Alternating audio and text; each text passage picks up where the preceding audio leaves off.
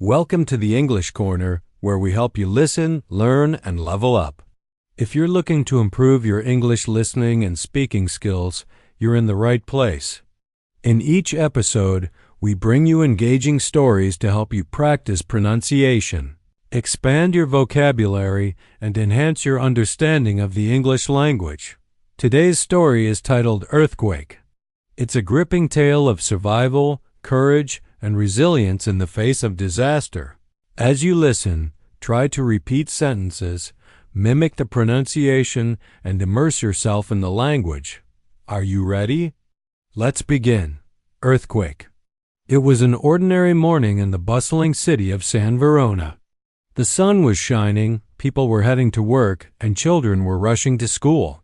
Among them was Daniel, a young journalist who had just grabbed his morning coffee and was making his way to the newspaper office. As he walked through the crowded streets, he felt a slight tremor beneath his feet. He paused for a moment, thinking it was just a passing truck. But then, the ground shook violently. Buildings swayed, glass shattered, and people screamed in panic. Get to safety! Someone shouted as the earthquake intensified. Daniel ran towards an open space, his heart pounding. Cars skidded, streetlights flickered, and the sound of collapsing structures filled the air. It was chaos. When the shaking finally stopped, the city was unrecognizable. Smoke rose from broken buildings, debris was everywhere, and sirens wailed in the distance.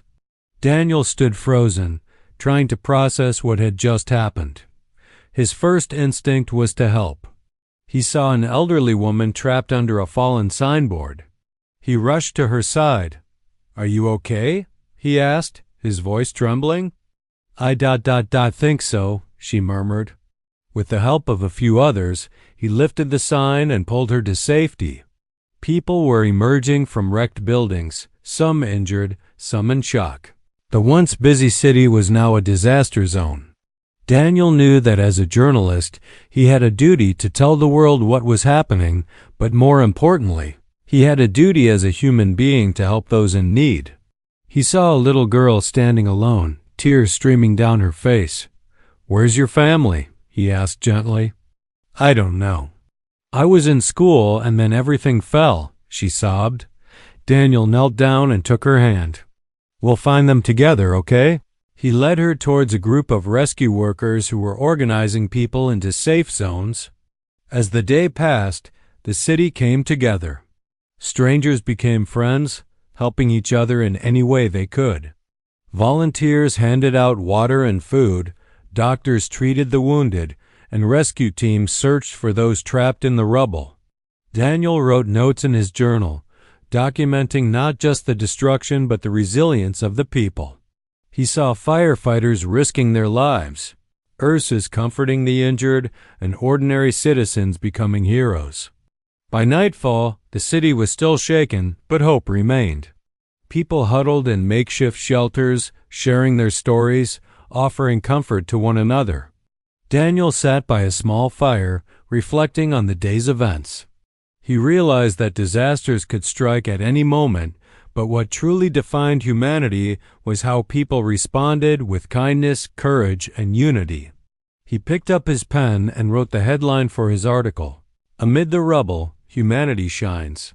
The next day, at dawn, Daniel woke up to the sound of helicopters flying overhead. The government had sent in more rescue teams, and supplies were finally arriving. He stretched his sore muscles and stood up, ready for another day of helping and reporting. He walked through the devastated streets, noting the changes.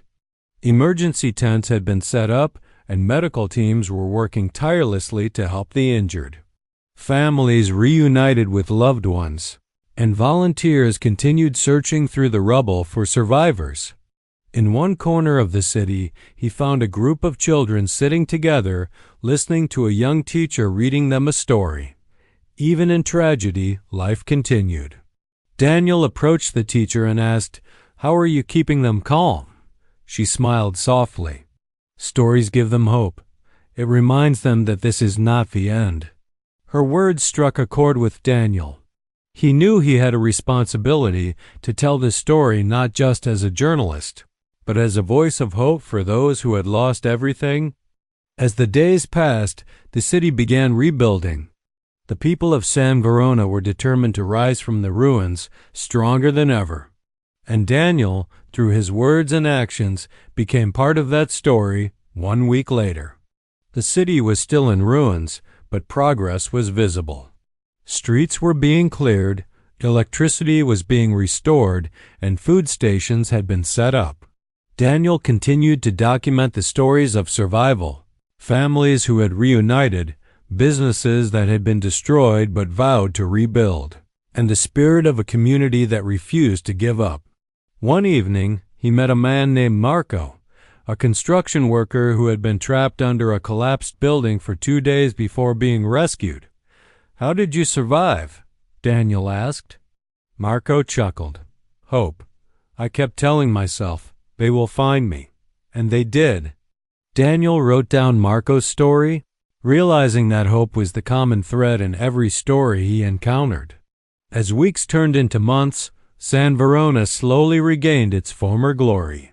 Skyscrapers were repaired, schools reopened, and businesses flourished again. The earthquake had shaken the city to its core, but it had also united its people in an unbreakable bond. Daniel's article was published worldwide. The title read, "From Devastation to Determination, The Heart of San Verona." His words resonated with millions, inspiring other cities to prepare for disasters and reminding the world of the strength found in unity. That was Earthquake, a story of survival, courage, and the power of human connection. We hope this story helped you practice listening and speaking. Try repeating parts of the story, focus on pronunciation, and learn new words from today's episode. Thank you for tuning in to the English Corner. Don't forget to subscribe for more stories and language learning content. Until next time, keep listening, keep learning, and keep leveling up.